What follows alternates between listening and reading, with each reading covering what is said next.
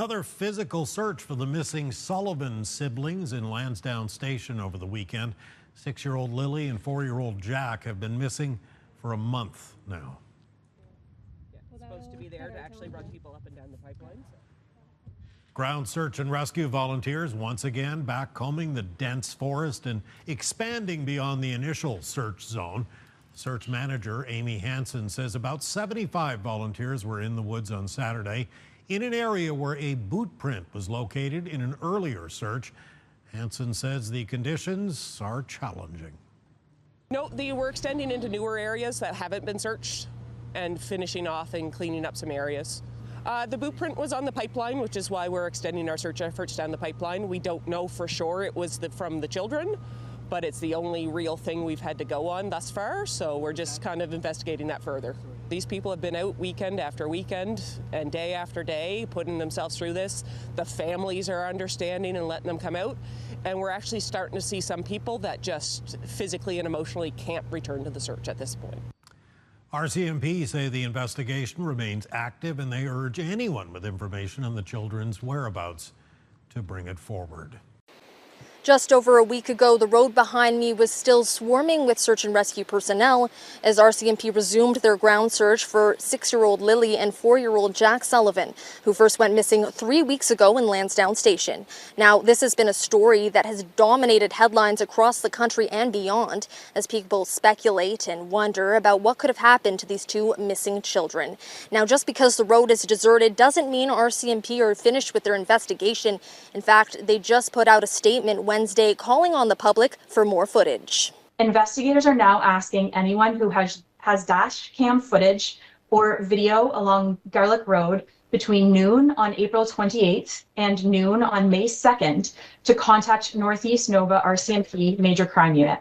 They add RCMP are committed to exploring all possibilities in the case and have formally interviewed more than 50 people, with more interviews planned in the coming days. The children's stepfather, Daniel Martel, says he has been interviewed extensively since Lily and Jack were first reported missing.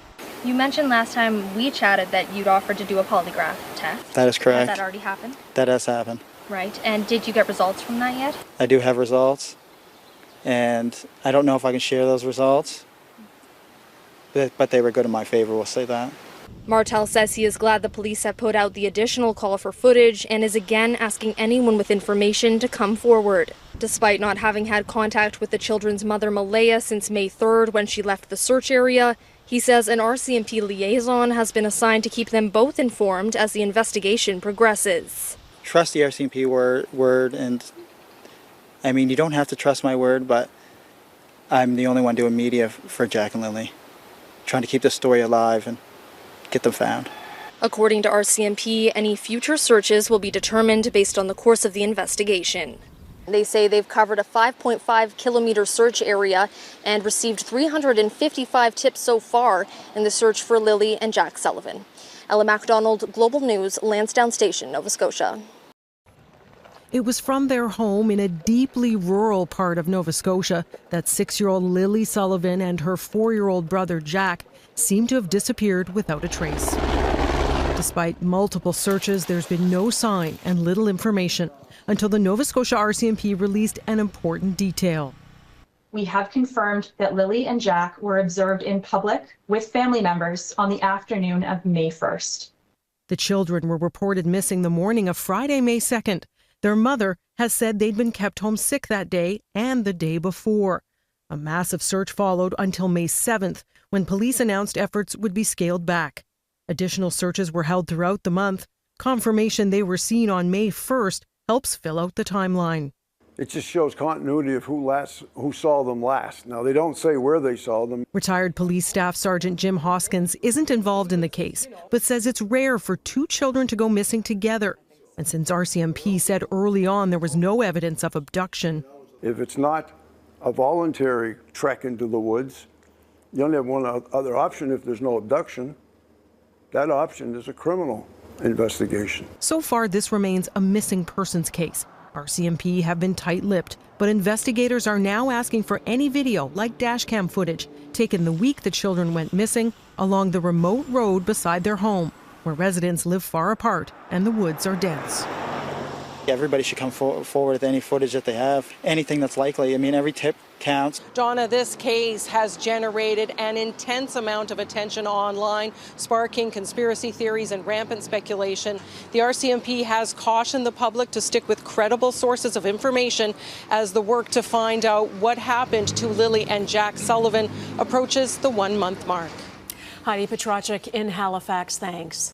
Lily and Jack Sullivan have been missing for 1 month, and tonight a community group held a candlelight vigil in Shellerton to show support for the family and friends impacted by the disappearance. A group called Lily and Jack Updates, Let's Bring Them Home, was behind the vigil and asked people attending to bring a stuffed animal for the siblings. RCMP resumed the search for Lily and Jack over the weekend, finding nothing in what Colchester County Search and Rescue called grueling search conditions in and around an area of Lansdowne Station. This is the third lengthy search that has come up empty in locating them. Tonight is about saying a prayer, and we're going to light the way home for them. A paper lantern for 4-year-old Jack, another for 6-year-old Lily, released into the twilight sky as a beacon of hope. Illuminate the path for Lily and Jack. Guide their footsteps home. One by one, people placed candles, teddy bears, and angels outside the Stellarton RCMP detachment, a growing memorial as many questions are still unanswered. Investigators remain committed to exploring all possibilities surrounding the children's disappearance. We want to thank all those who provided tips and information. Please know that we're fully engaged in finding out what happened to Lily and Jack. Some family members of the 2 children looked on as dozens of community members showed they care. It's like every parent's worst nightmare. You don't ever want to have to ever go through something like this. And I think it's good to show them that their community is here for support if they need it.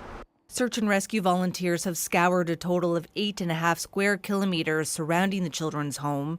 The latest search happened this past weekend when crews focused on a pipeline trail where a boot print was previously found. Tell me what that's been like living here in this community and having to watch this unfold day after day.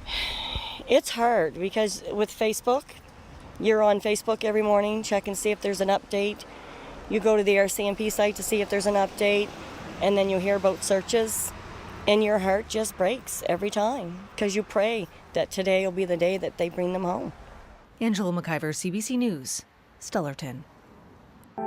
It's been 1 month since 2 young children vanished without a trace in rural Nova Scotia. 6-year-old Lily Sullivan and her 4-year-old brother Jack Sullivan were reported missing from their home in Lansdowne Station on May 2nd. This past weekend, ground search and rescue crews were brought back to the area. Nova Scotia RCMP said they returned to focus on specific spots around Gairloch Road and the nearby pipeline trail, where a boot print was found during the initial search. The boot print was on the pipeline, which is why we're extending our search efforts down the pipeline. We don't know for sure it was from the children, but it's the only real thing we've had to go on thus far, so we're just kind of investigating that further. Hansen said about 65 people were in the woods on Saturday and Sunday, and 3 drones were also deployed to help. RCMP said a total of 8.5 square kilometers has been grid searched, but as of Sunday afternoon, Hansen said there weren't any new finds, and the search was suspended again. Hansen said any decision to bring searchers back depends on the RCMP. We're always willing to come back if new information comes up, so it's never done, and it's always an open investigation with the RCMP as well. So if they find something that leads us to a new direction, they'll call us back out again. On Friday, the children's stepfather said their disappearance has taken a toll on him and his family. Me and my family still go out sometimes and search, but everything's been searched that we can really dive into at this time. They have over 12,000 man-hours searched in the woods, and they're planning on doing more, which I'm really grateful for. He and police are asking anyone with footage or information to come forward. Cassidy Chisholm, CBC News, Halifax. It has been now a little more than a month since Lily and Jack Sullivan vanished in Nova Scotia's Pictou County. Multiple massive search efforts have turned up little sign of the 4- and 6-year-olds. Last night, dozens of people came together for a vigil to try a new tack, hope and prayer. CTV's Hafsa Arif has the story. Lily and Jack Sullivan, still missing. Reading the words from a page he was handed at a vigil for his missing stepchildren, 6-year-old Lily and 4-year-old Jack Sullivan, Daniel Martel says it brought out a lot of emotions. They had some RCMP speakers and people from the community, and there was even one guy who drove all the way from Sheet Harbor to come up and show his respect, so I appreciate that. The children are believed to have wandered away from their home on May 2nd. It's been weeks and not much has turned up since, but Martel is still holding on to hope the children will be found safe. It doesn't get any easier. I mean, 1 month has passed. At the vigil, Martel didn't know what to expect, but people came. Strangers stood silent, held candles, and left messages. What else can you do? It's a way they can show their emotion and as best they can, and that we haven't forgotten. The children's mother didn't attend the vigil. Martel says the grief has been overwhelming, and online speculation hasn't helped, especially for their daughter that still lives with her. Put your focus outward around Malaya and toward the kids. Don't attack Malaya, because her mental health is, it's going to be reflected on our daughter, so I don't want anyone attacking Malaya anymore. The county's warden says he understands a vigil may seem premature to some, but it's a sign of how deeply the community cares. I always thought that perhaps it was a little early, and perhaps it would show that we were sort of accepting the inevitable, and maybe we have to, but I think there was still hope here. I don't think they were giving up. The RCMP is still investigating this as a missing persons case and is encouraging anyone with information to reach out. Hafsa, RFC-TV News, Stellarton. Over the past month, ground search and rescue team volunteers have combed through a wooded area near the home of missing siblings Lily and Jack Sullivan, who vanished from the area on May 2nd. Official search has been scaled back, but volunteers haven't stopped. In all, there are 23 ground search and rescue teams across the province, 1,200 highly trained volunteers who dedicate time and energy to their emergency support work, which is expanding. We're not just responding to missing people calls anymore. We're now responding to, we're active participants in the fire response or in a wildfire response. We're active participants in the flooding situation. Calls for service have nearly doubled this year. Large-scale searches and emergency calls take a toll, too, all challenging for a team that also needs time to fundraise. One of our fundraisers that we did do at the beginning of May, but we had 2 other call-outs at the same time as that fundraiser, and it really put a stress on our members. It appears the province is interested in finding out more. In a letter, the Department of Emergency Management says they've hired a consultant who will meet with the 23 search teams to find out more about their work and how to better support them. That's welcome news for Service, who says there's no clear work arrangement with the province. We need to know where we're going. We need to know how we fit in the equation. And then from there, developing the funding model as to how we can go forward and offer those services. Funding is a major challenge. Halifax Search and Rescue need a command truck. That's a $600,000 purchase, more than their entire yearly budget. Last year, they received $90,000 in municipal funding. And the province gives each team $3,000. Annually, Halifax draws in around $50,000 through fundraising. Dartmouth councillor Tony Mancini calls the search team essential and says better coordination between all levels of government would help. And, policy is part of it. We need to have strong governance and policy around search and rescue. I think even at the municipality, we can even step up our game in support for them. Ground search and rescue remain hopeful they can find a clear path forward with the province. Jesse Thomas, CTV News. 6-year-old Lily Sullivan and her 4-year-old brother Jack were reported missing from their Lansdowne Station home in rural Pictou County on May 2nd.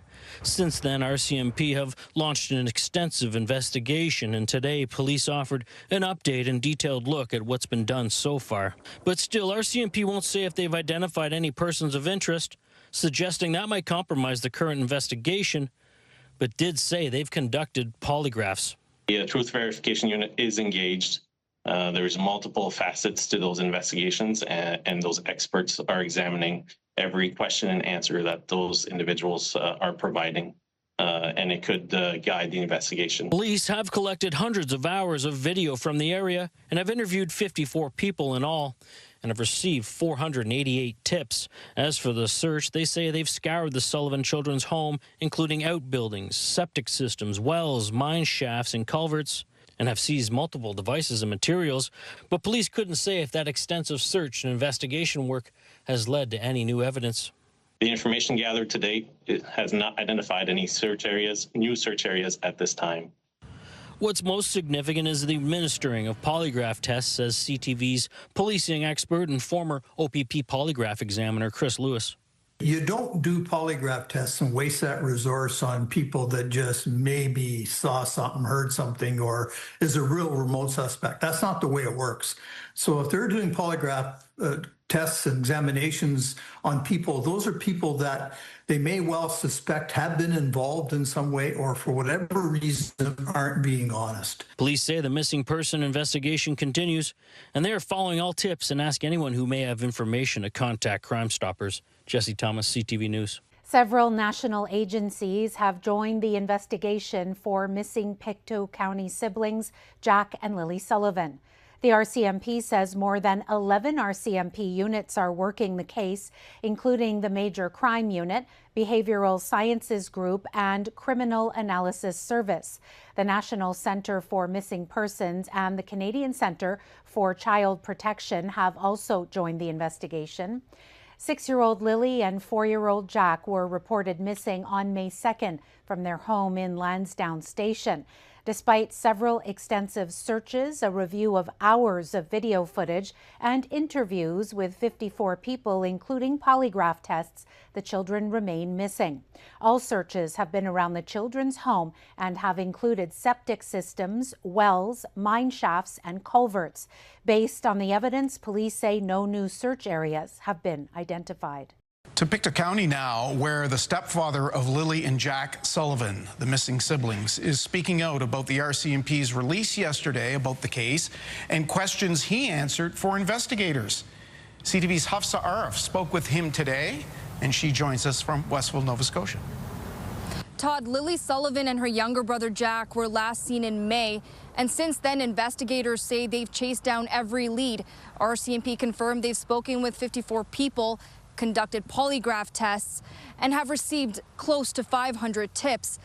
But yet, there's still no sign of the siblings. Jack and Lily's stepfather says he was the first to volunteer for a polygraph, hopeful it would help the search and ease public speculation. I know it would be a big help in the case and kind of narrow down maybe some of the speculations and just provide more evidence. Daniel Martel says during the polygraph test, he was asked several things, including whether or not he was involved in the disappearance of the children. He says both his cell phone and that of his estranged wife were confiscated and searched by investigators. This and weeks of interviews, there still hasn't been a major break in the case. And for their stepfather, the silence inside the once busy home is deafening. Going from a family of 7 to just me, I mean, I have nothing but time to just think. RCMP insists this is still very much an active investigation. They're reviewing surveillance footage and following digital evidence. But the emotional toll has already left its mark on Martel, including the loss of custody of his daughter, Meadow. I haven't even got to see my own kids, not even Meadow yet. But I'm still hopeful. I have supervised visits coming up that are granted by CPS. The children's stepfather says he's grateful to the investigators and to people who continue to share tips, even if none have yet led to finding Jack and Lily. Until then, over a month later, the family continues to remain hopeful that the children will return home safe. Todd? Right, Hafsa Arif in Pictou County for us this evening. If this is not a criminal investigation now, I'd be totally surprised. It's been almost 6 weeks since Lily and Jack Sullivan were first reported missing from their home in Lansdowne Station. On Wednesday, the RCMP in Nova Scotia said many RCMP units, including Major Crime, are involved in the investigation, along with the National Centre for Missing Persons. Police say they formally interviewed 54 people in their search, and this former Halifax regional police officer doesn't take that lightly. They're out there, and the only way they're going to see or get results in this is to be out there talking to people, looking at videos, looking at topography and what have you and so on. They're not in offices doing this by a laptop, let's put it that way. In an update this week, the RCMP say they've collected hundreds of hours of video from areas surrounding Lansdowne Station between April 28th and May 2nd, when the kids went missing. and have received nearly 500 tips from the public. Police say they've searched every aspect of the family's home and received authorization to seize and examine devices. They'll go on the balance of probabilities based on the area that we fully searched with a lot of people. We can't find any evidence, be it a backpack, a shoe, or whatever. We can't find the kids. If you can't find them, somebody has to say enough is enough right now for searching those areas. So now we move to where? There's only one other option. A nefarious take to this. In other words, a criminal type thing. That's only my personal opinion. Police say they've used polygraph tests in some interviews. This former polygraph examiner south of the border says the test is used to monitor how a person's nervous system responds to certain questions. If somebody is successful in the test, then not that they're being eliminated, but they'll spend more time on people that are not successful. Not passing the test doesn't mean you're guilty or you're involved. It simply means that there's some issue there, maybe some knowledge, guilty knowledge. Moriello says he's seen people pass tests who were later proven guilty. More than 160 search and rescue volunteers have scoured through the densely wooded area surrounding the children's home, but only a small boot print was found. Police continue to refer to the case as a missing persons investigation. They're covering it all, everything they can. And you only do that in depth when there's a criminal investigation with major crime on scene. They're not there just because they're major crime. They're there to do their major crime work. Mitchell Bailey, Global News, Halifax. Are you able to authorize and start getting some search teams going to the Gairloch location? Radio chatter, search crews and first responders mobilizing in a quest no one dreamed would take this long.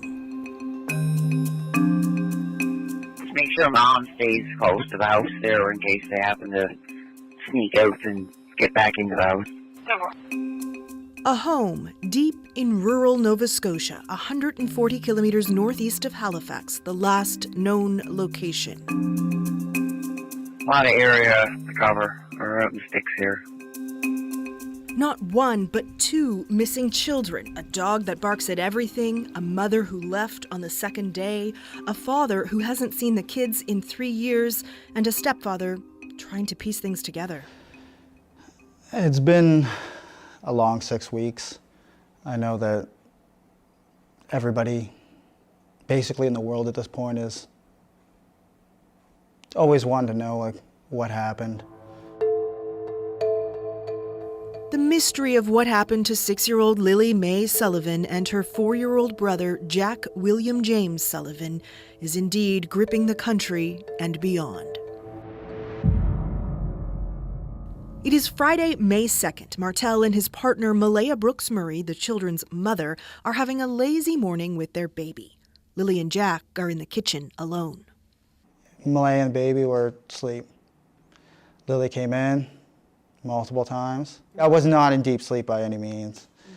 And then about 20 minutes passed, and then when I woke up, Malaya was right beside me. She was still asleep. And I said, I don't hear Lily and Jack. The time, no one will say for sure, but police say it was around 10 a.m. when they got a 911 call. I ran up in the woods to the kids. They have cabins up in the woods, which only took me like 30 seconds. I came right back down. She was on the phone with the RCMP. For 6 days, crews tackled an exhaustive search. The children's mother took the baby to be with her family in another part of the province. Her mother told CBC News the RCMP told them not to speak with news reporters. The RCMP says it just advised everyone to be mindful of the information they share publicly. On May 7th, police scaled back the search. The probability of survival is taken into consideration. But search crews returned for 2 more weekends until the end of May, searching wells, mine shafts, and septic systems, even flying a drone beneath the home. The 4-year-old is wearing some blue dinosaur boots. Police say they found a boot print. And listen to this in the radio chatter. Families brought us to a location there, not far away, that there's a piece of a blanket with Police won't say anything about a blanket, but Martel says a piece of Lily's blanket was found near the boot print. He says both children may have undiagnosed autism. For a lot of people, this story just sounds odd. Mm-hmm. Do you understand that? Yes, I do. And I see it every day online. He's keenly aware the public suspects him, says the police did too at the start. Of course. The stepfather was always a prime suspect right off the beginning. So he offered to take a polygraph test. I was extremely nervous. Especially with the first question they asked you, did you kill Lily and Jack? That was the first question they asked you? Yeah. Yeah. When did you find out the result of your test? Immediately right after. What did they say to you? You did a good job, you passed. Hi, Kayla. How you doing? The RCMP's Corporal Guillaume Tremblay is not an investigating officer, but he speaks for the force in Nova Scotia. You know, it's quite rare that in my career I've never seen two missing children go at the same time. Was anything found in any of these searches that was deemed to be of significance? Even if you can't tell me what it was, anything of significance? So I can tell you that the investigation's ongoing and that we haven't found any evidence to show that there was an abduction of the children. So you don't think they were abducted, but you can't find them. How do two young children just vanish? That's a great question, Kayla, and we are asking for the public for tips and information. He says the force has received close to 500 tips, some that have taken them elsewhere in the country. But the only confirmed sighting of Jack and Lily was the day before they disappeared in Nova Scotia. Martel says the children were seen on camera with the whole family. Still, police are asking for trail camera footage in the area dating back 5 days. They say they're trying to establish a timeline in the lead up to the disappearance. So when teams are tasked, they get a bearing. Crews have searched around 8.5 square kilometers. Coming up through all of this stuff. Amy Hansen has been the search manager for most of that. She's taking us into the woods to show us what her team has been dealing with. The vast majority of it was probably from Fiona. Downed trees from post-tropical storm Fiona 3 years ago. This is actually fairly mild compared to some of the areas. Over a total of 10 days, they searched for 12,000 hours. It's pretty much unheard of in this province. It's the biggest search I've been involved in. And she's been at this 22 years. Do you think those kids are in the woods? From everything I've seen, yes. Why can't you find them? They're small, they'd be hiding. They would have crawled underneath something probably when they got tired. They could have gone further than what we searched. There's all kinds of scenarios, unfortunately. And that's playing heavily on the mind of this woman, Lily and Jack's paternal grandmother. Their smiles are just beautiful. She hadn't seen the children in nearly 2 years, a relationship left complicated after her son, their biological father, chose to stay out of their lives. She says he has been questioned by police 3 times. A couple of days ago, they had contact and they told him that they weren't looking his way anymore, that everything was fine. She says she joined the search herself as soon as she heard Lily and Jack were missing. She doesn't believe the children are in the woods. There's no reason for any child to wander deep into the woods. There's just not. The brush is just too thick. It is way too thick. Way too thick. Tonight is about saying a prayer. She attended a vigil in Pictou County marking 1 month since the children went missing and says she feels the support of the community and beyond. Well, these are everybody's grandchildren. They're not just mine now. As she clings to cherished keepsakes, this is Lily's handprint. She is pleading for any information that could provide answers. There is nothing more pure and innocent than a 6 and a 4-year-old. And they deserve so much better than what they got. She keeps her mind occupied spending time in the garden, surrounded by hummingbirds. Symbols of hope, though she admits now that so much time has passed, She doesn't have much hope the children will be found alive, and even worries the mystery of what happened to them may never be solved. My heart tells me these babies are gone. My heart tells me that. I am the grandmother of Lily and Jack. I am the grandmother on the biological father's side. My son is Cody Sullivan. He's not in jail. He's never been out west. He does not have a criminal record. And right now he's living with me. He has been for 9 months. How did you find out that Lily and Jack were missing? The mom of my grandson called me. We were in town.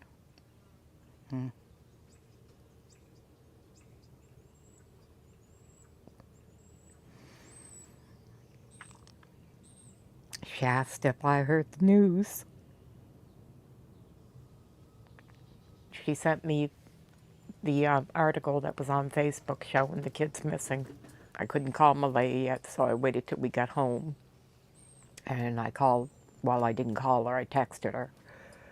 And she told me that, yes, that the kids were missing, that they've been missing since this morning.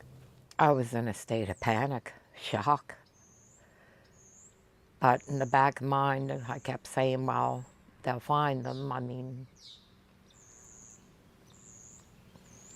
I'm assuming that they'd find them. So I told her, well, we'll head out first thing in the morning and help with the search. It was around between 3 and 3:30 in the morning. A couple of cop cars pull into the driveway. The lights wake me up that I'm a fairly light sleeper, so I see the cars pull in, so I knew what it was. So they come inside. They only stood in the kitchen. They wanted me to wake Cody up, and they wanted to know when was the last time he had seen the kids, and that they were just making sure that the kids weren't here. And then they left. So we showed up Saturday morning, me and my sister, and we met up with my daughter, and we started, well, I asked Malaya, I said, Malaya, I said, you know your kids. Nobody knows their kids like their mom. Where do your kids normally go to play out in the yard? What direction do they usually like to explore? And she said, well, they always play up in the little woods right on the side. I said, well, okay. I said, we'll start from that point and we'll work our way out. We had spoken to a search and rescue, and we weren't allowed on the other side because that's where they were searching at the time. So we just started combing through the woods up through there. We were gone for a couple of hours. I'm yelling for Lily and Jack. We always called Jack Jackie Boy. And yeah, that went on for a few hours, but those woods, I started to feel that I can't see them being in the woods. There's trees everywhere. You literally have to climb over trees, climb under bushes. It is really, really thick. We come back out, and I went in to see Malay again. I assumed she was in shock. She was very, very non-emotional, very just flat, monotone. But Malay is very soft-spoken anyway, that she's not usually excitable. I thought that's made her a really great mom. She was an excellent mom. She never raised her kid or her voice at the kids. That it was always, now Lily, what did mommy say? And I used to think, now if anybody's meant to be a mom, it was her. A part of me still feels that. Why only a part of you still feels that? What do you mean? After seeing the place, seeing the condition of the home, it was like the total opposite of what I knew of Malaya. She was always clean, very clean about herself, about the kids, about her home. This home looked more like a camp. Now, I don't know if it's from all the people that were there, because I didn't show up till the day after, but it was very unkempt. I was pretty surprised. I love you. Lily is, she was my little dream girl, that's the first granddaughter. And I loved that she had the brown hair and she had a space between her teeth, which I had when I was a kid. So yeah, she was our little princess. Jack was such a sober, serious little baby. that he didn't like to smile. You could tickle him, and he would look at you ever so serious, like he was really studying you. And so how long were your son and Malaya together? 3.5 years, I think it was, yeah. I thought they were the picture-perfect family. Then Malaya started to tell me that they were having problems and she wasn't happy. She told me that she wasn't happy and she thinks she's going to leave. And I told her that we supported whatever she decides, that one good parent is way better than two broken ones. And then how did that change your relationship with Lily and Jack? I thought it was going to change, but it didn't. Yeah, it didn't change. Malaya, she was a sweetheart. Anytime we wanted to see the kids, she'd come by for a visit. She'd bring them by all the time. It was actually really, really good. So when was the last time you saw the children? 1.5 years, almost, really, it's about 1 year and 9 months. How did you deal with that? Really, to be honest, maybe I didn't deal good enough with it. I looked at the fact that when her and my son separated, my son walked away. He chose to walk away, that she wanted sole custody of the kids. So she petitioned the courts for sole custody, and when she did that, he said he was done. Were you ever formally questioned? Yes. So then it's about a month after Lily and Jack are last seen that they come and formally question you.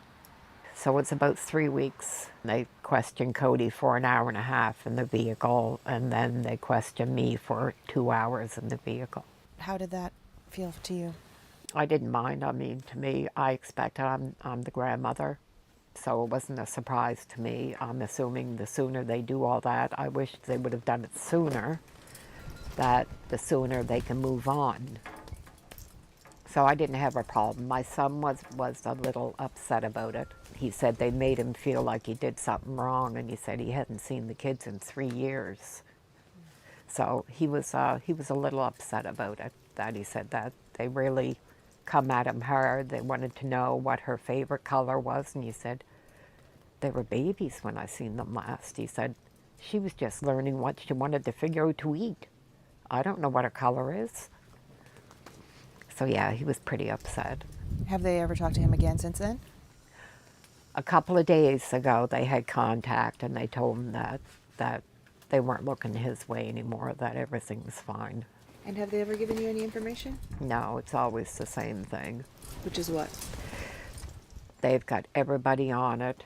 They are looking at all avenues. They can't divulge any information that could compromise their investigation. It's the exact same words. Why are you so sure they're not in the woods? I have children. I have grandchildren. And I see what kids are like through the woods. There's no reason for any child to wander deep into the woods. There's just not. I think somebody hurt these kids. I think somebody hurt them. You don't sound very hopeful. No. Our last day searching on Monday and seeing the woods and seeing the searchers and everybody everywhere. There's no way those kids are in the woods. There is nothing more pure and innocent than a 6 and a 4-year-old. And they deserve so much better than what they got. It's another plea for help to try to figure out what happened to 4-year-old Jack and 6-year-old Lily Sullivan. Investigators are looking at every avenue, and we're using every tool possible. And this is simply another avenue that could shed some more light or information to come forward. That avenue is the RCMP asking Nova Scotia's Department of Justice to add the children's disappearance to the province's rewards program, offering up to $150,000 for information to figure out what happened. I can't speculate as to the nature of information that may either lead to the solving of this case or to a reward, and I wouldn't want to discourage anybody from reaching out. We want anybody who has any information, and no matter how small they think it is, to reach out. It's now been almost 7 weeks since the Sullivan children went missing from their family's home in Lansdowne Station, Nova Scotia. A tragedy gripping the county, province and beyond. I certainly don't remember in my years seeing 2 young kids going missing like this and nothing coming out of it yet. Lily is 4 feet tall and 60 pounds and believed to be wearing a pink Barbie top with rubber boots and a cream-colored backpack with strawberry print. Jack is 3'6", weighing 40 pounds. Officials believe he was wearing a pull-up diaper, black Under Armour jogging pants, and blue rubber boots with a dinosaur print. Since their May 2nd disappearance, police have received 508 tips and interviewed 56 people. All have cooperated with police. Former OPP Commissioner and CTV Public Safety Analyst Chris Lewis says the rewards program is a risk-free step for the police. What tells me is, number one, that there is a bit of a stalemate somehow in their investigation in all likelihood, and they're looking to get more conversation going. Potentially what they want is a tip that will lead them to whoever is responsible for this. And Chris Lewis, who you just heard from at the end of the story, says at the end of the day, someone out there knows something about what happened in this horrific case. Hundreds of people, dogs, drones, and helicopters were involved in extensive searches. The last one was June 1st. RCMP again saying further searches will be dictated by information that comes forward. The province's justice minister says she's hopeful including this case in the rewards program will help bring it to a close. Todd. All right, we'll see. Callum Smith starting us off in the newsroom this evening. The province of Nova Scotia is offering a reward of up to $150,000 for any information relating to the 2 siblings who were reported missing last month. 6-year-old Lily and 4-year-old Jack Sullivan were reported missing from their home on May 2nd in Lansdowne Station in Pictou County. In a brief phone call today, the children's maternal grandmother told Global News the family's focus is on finding Lily and Jack, and they hope this reward will help. Premier Tim Houston says he's also hoping for the safe return of the children. Nova Scotia's Justice Minister says the province is doing everything they can to support the RCMP in the investigation. Everyone's hoping for, obviously still hoping for the safe return of the children. It's a really difficult thing. The whole community is feeling that emotion. So I know there's been a tremendous effort and response to try to find them, and the response continues, and we're all just hoping for the safe response. We appreciate the work of the investigators, the RCMP, and others who responded in the early days and as the case has unfolded. To support the search and now the investigation. We really appreciate the work that they've been doing, and we want to do everything we can to support that. And Druin says while she can't speak to specifics, rewards like this from the province have generated information for previous cases, and she hopes it does the same for this one. It has been nearly 7 weeks since Lily and Jack Sullivan were reported missing in rural Nova Scotia. Police are still saying very little about what could have happened to the siblings who are 6 and 4 years old. Now their paternal grandmother is speaking out. The CBC's Brett Ruskin has more from Halifax. Still many theories about what may have happened to 6-year-old Lily and 4-year-old Jack Sullivan, but no clear answer as to where they may have gone. Now, we know that there was an extensive search of the area from which they disappeared. There were hundreds of searchers on the ground, dogs, drones, and helicopters in the air. RCMP investigators looking around as well, scouring the area, looking for any clues, any evidence about what may have happened to them. Now, we've heard frequently and often from the stepfather of these children, but more family members are coming forward to share their stories. So we heard from the grandmother of the kids. So this is the biological father's mom. Here she is speaking with CBC News. I know somebody knows where they're at. I know somebody out there knows where they're at. Just bring them home or let us know where to find them. I just want them to be found. At this point, I don't even care who did what. I just want to know that they're home. She says that she doesn't feel like the kids are in the woods or that they would have gotten far in the woods simply because it's too dense. There are countless trees blown down by a hurricane that swept through the area about 3 years ago. So it is very dense woods, very dense brush, tough to get through for anyone, including kids. Now, we have heard from police as well. They are looking at all possible theories. They're really throwing any possible available tool or resource that they have at their disposal at this investigation. There was an extensive search of the property, of nearby septic systems, of wells, of lakes and waterways in the area, even of mine shafts and culverts, any place that these kids may have crawled into, had hid in, or were climbing into, any small space that were really no stone has been left unturned in that region. Now, police say this is an unusual investigation, an unusual missing person investigation, because it's not often that two children go missing at the same time. Here's police talking about that. It's quite rare that in my career I've never seen two missing children go at the same time, but people do go missing, and we are there to support the families. We're there to find their loved ones, and we're there to find facts and evidence surrounding their disappearance. Now, officers say that they're keeping their minds and options open for any possible theories or outcomes of what may have happened to these children, but they say there's no evidence of an abduction. So they are still keeping up this investigation. They're still asking the public for any information that anyone might have about this disappearance. Brett Ruskin, CBC News, Halifax. I know the truth. I didn't kill Lily and Jack. It's been 6 weeks now since you've seen Lily and Jack. I just want to ask, how are you holding up? It's been a long 6 weeks. I know that everybody basically in the world at this point is always wanting to know like what happened. It's been from sadness to anger at this point. And I know the RCMP and major crimes are working around the clock trying to piece everything together, and I'm grateful for that. But it always leaves the question, 6 weeks has gone by, and we know at this point they're not in the woods, and where are they? Did you feel in the beginning that they suspected you?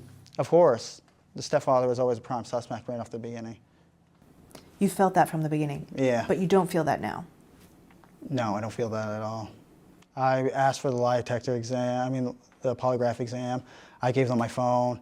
I told them do drug tests, because there's a lot of rumors online about a drug party. Mm-hmm. I know the person that said those rumors, and it was just to take the heat off themselves. Was there any kind of party? No. Was there any kind of gathering that someone might have thought was a party? No. There were no people at the house? No. Not the night before. Okay, you mentioned you offered to take a polygraph test. Yeah. Did the RCMP take you up on that? Yes, they did. And how did that unfold? That unfolded in my favor. They obviously know I wasn't lying about anything. So they said, yep, great, thank you, come in for a polygraph test. Yeah, it took a little while to set up. And when did you do that test? I don't know the exact date, but that would be at least 3 weeks ago, probably. So roughly 3 weeks after the disappearance. Yeah. And I think most Canadians wouldn't have any idea what's involved with that. Can you describe the process? You go in and just tell us right from the start. We go in, sit down in a big comfy chair, and they have multiple sensory pads. You have them underneath your forearms, you have them underneath your butt, and you have them underneath your feet with your shoes off. You have a sweat gland on one finger. You have a measuring instrument for blood flow that goes in and out of your hand. And you have a cuff on your arm for blood pressure to measure your pulse. Were you nervous? Yeah, I was extremely nervous. Especially with the first question they asked you, did you kill Lily and Jack? That was the first question they asked you? Yeah. Yeah. What went through your mind when someone's asking you that question so point blank like that? Your mind has a massive release of chemicals, I guess you would call them. It's like your stress levels just astronomically through the roof, and your body doesn't know what to do, because it's not every day the way you're hooked up to machines in an interrogation room where someone asks you questions like that. What other kinds of questions did they ask you? All the questions pertain to the death of Lily and Jack. Are you accessory to the murder of Lily and Jack? They were all. So all of the questions assumed that the children are no longer alive? Yeah. There were no questions at all about, did you take them somewhere? Could No. they be somewhere? No. The police have done a number of polygraph tests. They've done 53 formal interviews. Do you know who these people are? Yeah. That's a lot of interviews. It is a lot of interviews. A lot of them are my family, people that live in the area. And those interviews, typically, my interview was 4 hours. And a lot of the interviews from my family were 1, 2 hours. So there's a lot of time taken up and they ask detailed questions. Do you know who else actually took a polygraph test? I mean, I do, but I'm not going to say anything that's going to impede the investigation. Okay. When did you find out the result of your test? Immediately right after. What did they say to you? You did a good job, you passed. And how did that feel? Good. And did you feel that there was any further suspicion on you after that point, or was that sort of conclusive? No, that was really when I seen the turning point for it starting to taper off with investigators. Do you know if Malaya has taken one? I don't know if I can say it, but I will anyway. Yes, she did take one. Okay, she took one. Do you know the result? No. RCMP wouldn't let tell me I asked. You said you feel like everyone in the world wants to know what happened to Lily and Jack. Yeah. Why do you think that is? Why do you think this is getting so much attention? Well, just the mysterious and nature of everything and how strange everything is. The RCMP, you know, I mean, they have to keep a tight lip on everything, but there's a lot more that meets the eye with the case. Is there something that you think the public doesn't know, that you can share, that you want the public to know? That's a hard one because I don't want to impede the investigation in any way. It is still a missing persons investigation. It hasn't pivoted to any type of criminal investigation. But the kids were seen the day before. I know a lot of people didn't know that. I still see a lot of stuff online that the kids could have been missing for days. They were out of school for days, and they were seen in the Glasgow area on camera the day before this appearance in the afternoon. Where was that? I don't know if I can say that, but it was near the Highland Square Mall. Was it with you? It was with me, Malaya, and Meadow, and Lily and Jack were there too. And are the police aware of that? The police were aware of that since. Do they have that video? Yes, they do. I also talked to my coworker in the parking lot as well, and he verified that with investigators as well. So for all the speculation, they were gone days ahead of time, or they were seen the afternoon on camera before this disappearance. Why do you think the police are asking for video dating back, you know, days before that? Well, the reason for that is they want to see the traffic of the vehicles on the roads in the area, right? Maybe vehicles that were traveling that area a lot over the last few days prior to hand, or vehicles that, you know, weren't seen in the area, or vehicles that were seen in the area, like local people that are, you know what I mean, making frequent trips past the house, or which it's all considered evidence. I mean, the more pictures and videos is the better.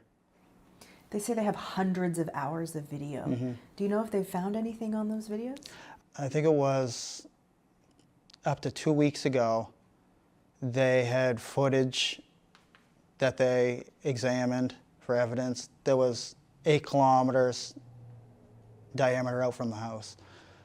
So that's, I mean, that was after a month. That's how long it took to get footage and review it 8 kilometers out. So But what's on the video? I don't know. I don't know. I'm only limited by what they tell me. How often are they in touch with you? Investigators now, I'd say maybe once every 5 days. And usually I'm the one who calls or messages them. And how has that changed over the course of the 6 weeks? Well, from the beginning it was almost daily, tapering off to where it's only like once every 5 days now. And how do you feel about that? It's good and bad. I mean, I like to talk to them in person about any little small details I come up with or anything I can try to bring to their attention which may help the investigation. So I don't get to see them often, so it's always over phone or messaging, and it's hard to really convey what you want to say when you're not in person. But then I also know the eye's not on me. The investigators don't see me as part of the disappearance. How do you know that? Well, when you're going from daily to tapering off every 5 days, I mean, I've already gave them everything on my phone. I'm the one who originally said, here, take my phone. We'll go through all my banking information. We'll go through all my stuff on my GPS from Google. And you were offering all that up right from the Yeah, I beginning. offered everything. And why were you doing that? To show them that I want to get the investigation moving. I know I have nothing to do with any of it. A lot of speculation is you killed the kids. We'll just come out and say it straight as it is. What do you think when you read that? It's a lot of nonsense, obviously. I know the truth. I didn't kill Lily and Jack. And I just think a lot of people online they're seeking drama, that's the main thing. Everybody's allowed their own opinion, like I said before, but it's hard on the people that were actually there and missing the children. Still haven't got to see any of my kids, including Lily and Jack, and that's been really tough, going from a family of 7, including my other 2 kids that live in Halifax now. Going from a family of 7 in the blink of an eye, your family's ripped apart and you're left alone. Her smiles are just beautiful. Belinda Gray wants everyone to know how much her grandchildren are loved. 6-year-old Lily Mae Sullivan. She was our little princess.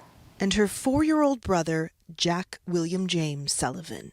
Jack is a very sober little boy, very intent. Missing from their rural Nova Scotia home since Friday, May 2nd. Are you able to authorize and start getting some search teams going? Radio chatter illustrates search crews and first responders mobilizing. A lot of area to cover. We're out in the sticks here. For an exhaustive search that would run a total of 12,000 hours. You know, it's quite rare that in my career I've never seen 2 missing children go at the same time. Police say they found a boot print believed to be child size, but have otherwise been tight-lipped. So I can tell you that the investigation is ongoing and that we haven't found any evidence to show that there was an abduction of the children. So you don't think they were abducted, but you can't find them. How do 2 young children just vanish? That's a great question, Kayla, and we are asking for the public for tips and information. He says more than 50 people have been interviewed, among them Gray and her son, the children's biological father. A couple of days ago, they had contact and they told him that they weren't looking his way anymore, that everything was fine. As she clings to cherished keepsakes, this is Lily's handprint. She is pleading for information. I know somebody out there knows where they're at. She says she just wants answers, no matter how difficult they may be. Kayla Hounsell, CBC News, Lansdowne Station, Nova Scotia. For 7 weeks, Lily and Jack Sullivan's family has been wondering where they are, still questioning why an Amber Alert wasn't issued by police in early May. They're just hinging everything on to, because nobody's seen them being put into a car or seen who grabbed them, and it's like, these are vulnerable kids. Lily and Jack were reported missing from this rural Pictou County home on May 2nd. Family members say the 4- and 6-year-old both have potential autism, making them particularly vulnerable. Their mother has publicly called for an Amber Alert. So has their stepfather.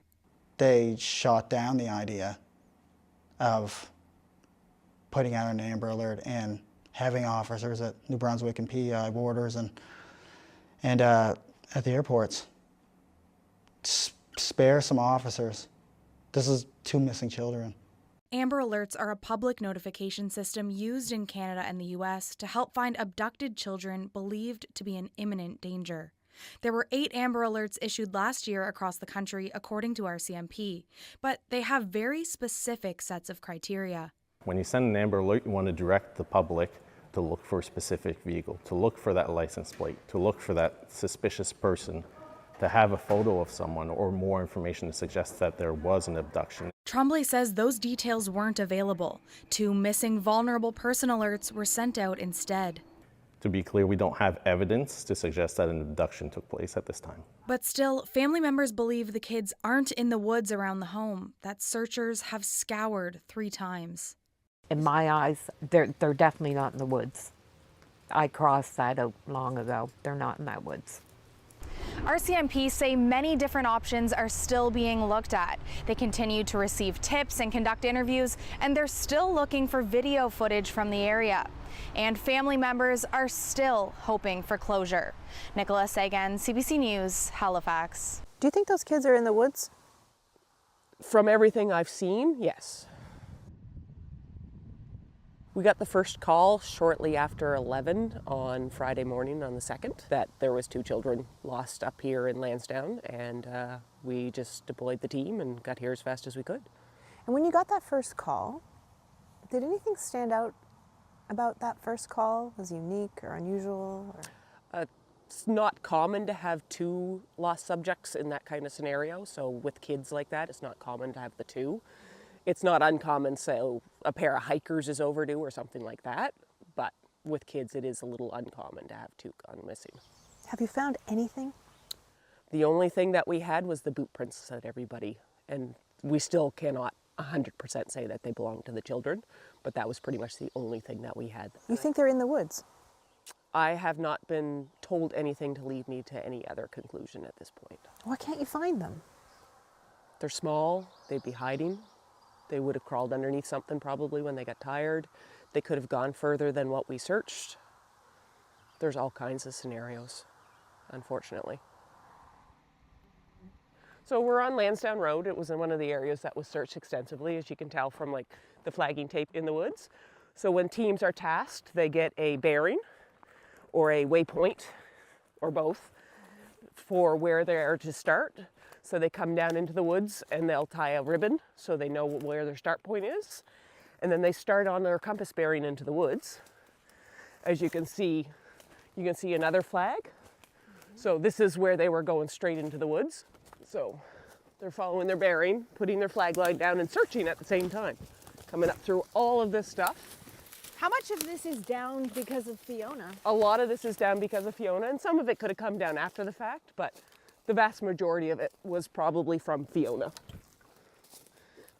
So grid searching comes in different types. So we have type 1, type 2, and type 3. A type 1 is fairly open.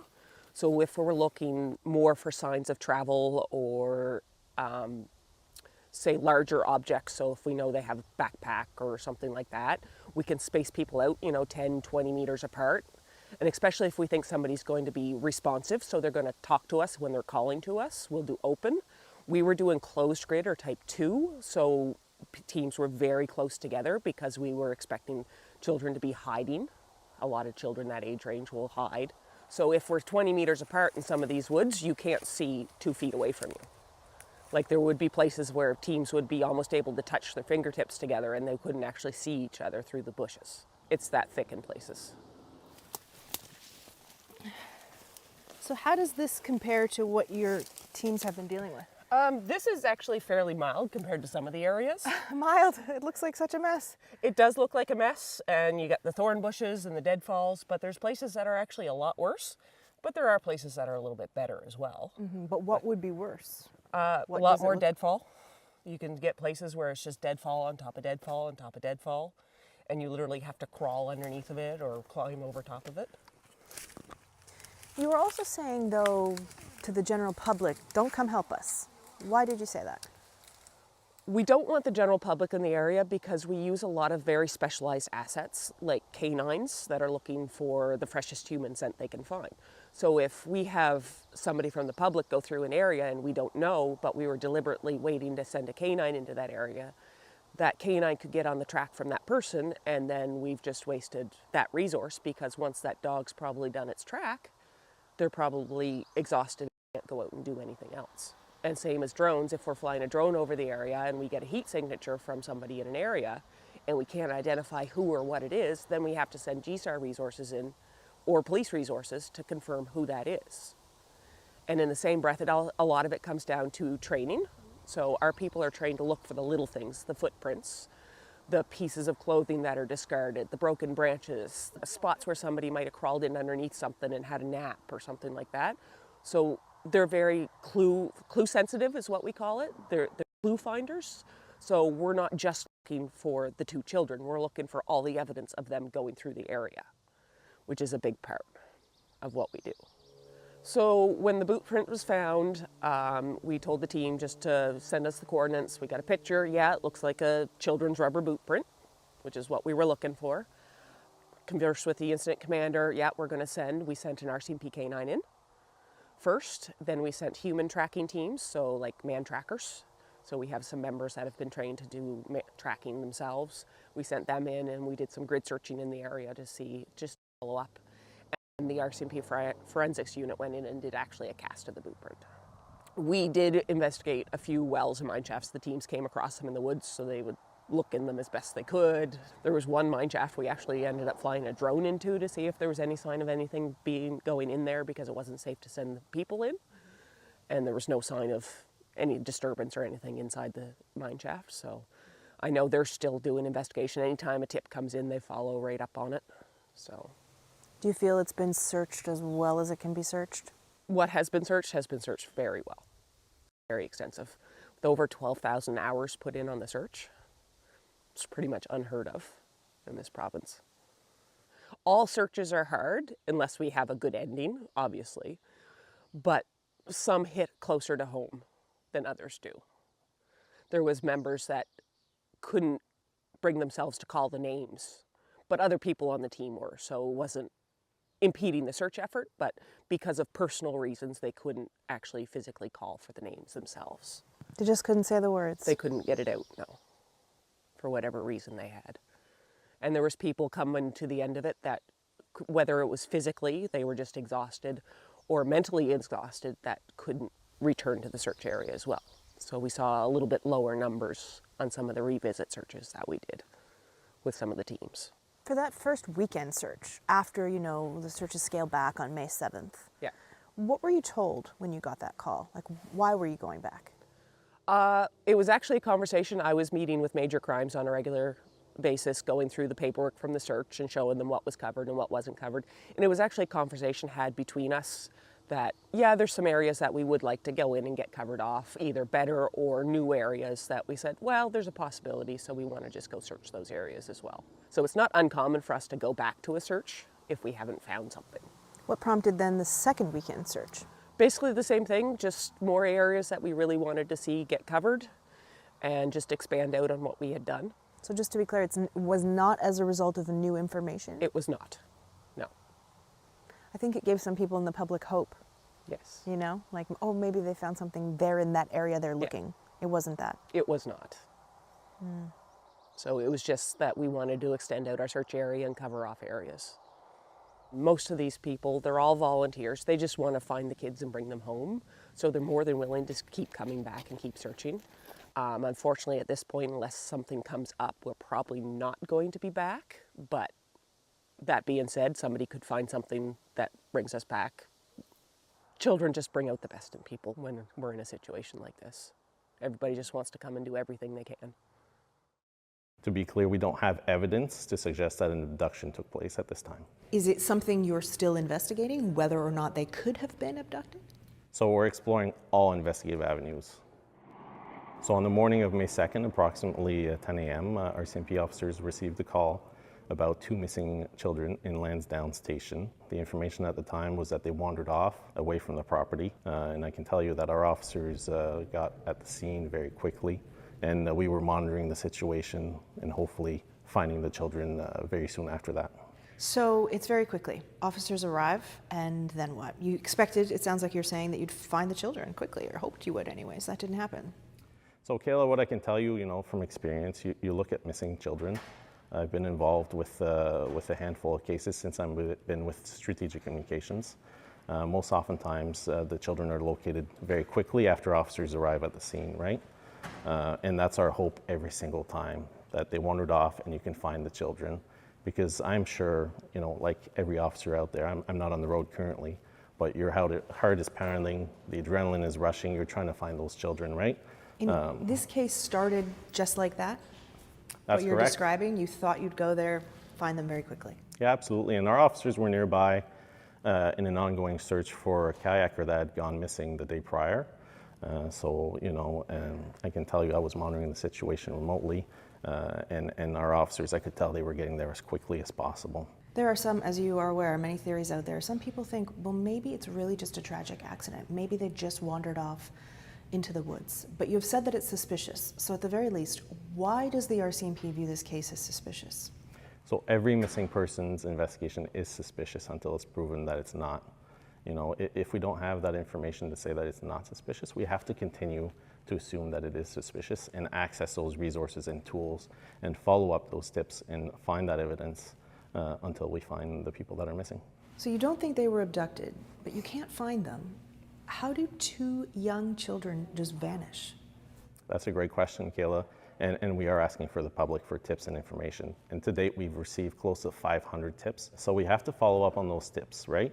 Whether it's a tip that indicates that there could be something that happened elsewhere in the province, elsewhere in the country, we have to follow up on those investigative tips to rule them out. And to this date, we haven't had any confirmed sightings. But there have been tips that lead you to other parts of the country that you had to check. As with any investigation, oftentimes we do get tips that you have to verify that are elsewhere, yes. You have said that the children were last seen alive the day before. Can you tell me about the nature of that? So we know they were seen in public with loved ones the day prior. The specifics aren't being released at this time. Okay, and so that's the day before, so that's May 1st, but you've specifically asked for video back to April 28th. What's the reason for that? When you establish a timeline for any investigation, you want to know where these individuals were prior. They may have been in contact with someone that you want to know who that person is. You may see something on that footage that you didn't know about prior to that. We talked about license plates earlier and seeing them from a different angle. You might see someone that's known elsewhere. Maybe it's someone that's known to police. You never know. We really are seeking all investigative avenues in this case.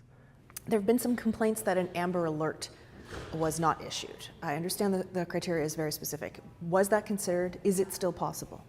Absolutely, Kayla. On the day of the incident, I can tell you I was working. I reviewed the policy that morning. We have to have a suspect or a person of interest when it comes to abduction or a vehicle. In terms of sending out an alert, when you send an Amber Alert, you want to direct the public to look for a specific vehicle, to look for that license plate, to look for that suspicious person, to have a photo of someone or more information to suggest that there was an abduction. In this case, they are young children, certainly vulnerable people, and a vulnerable person alert was issued.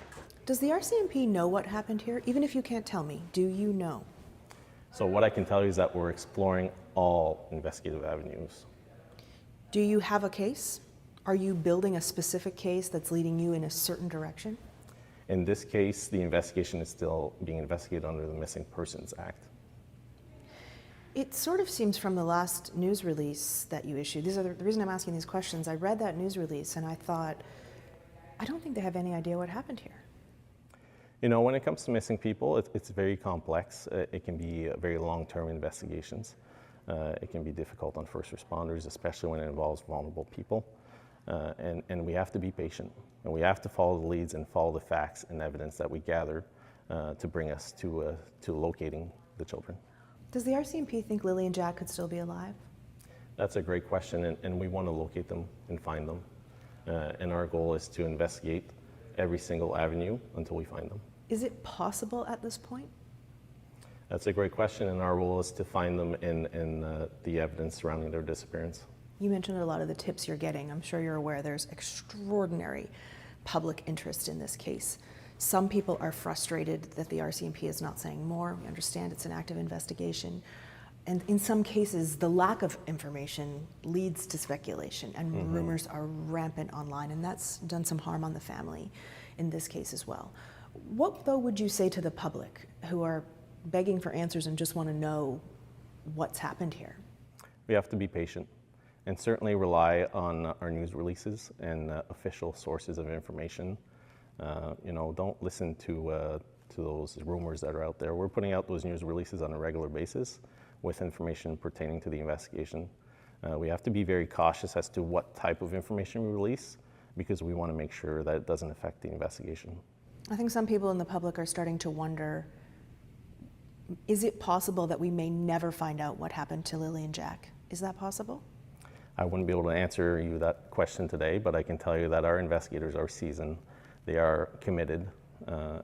I've worked with some of them personally prior in my career, and I can tell you that they are committed investigators to this missing children's investigation.